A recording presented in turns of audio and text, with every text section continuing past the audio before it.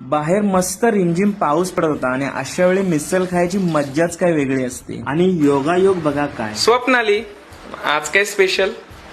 आज मसोईचा मिसल मसाला आणलाय, सो मिसल करू. आपण जी लास्ट टाइम धाब्यावर खाल्ली तशी करशील?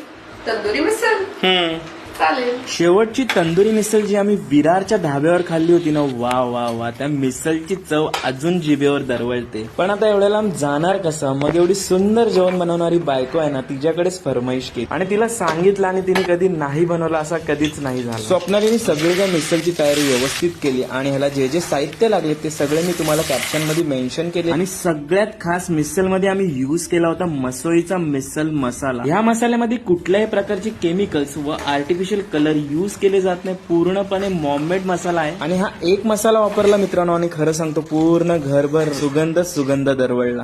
बघता बघता मिसल आपली तयार झालेली आहे आणि शेवटची गोष्ट म्हणजे ह्याला द्यायचा आहे तंदुरी तडका.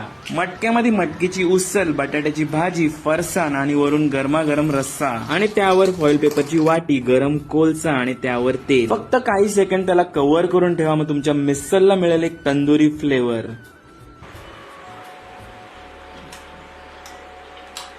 एकदम परफेक्ट जी आम्ही खाल्ली होती ना धाब्याला, सेम टू सेम.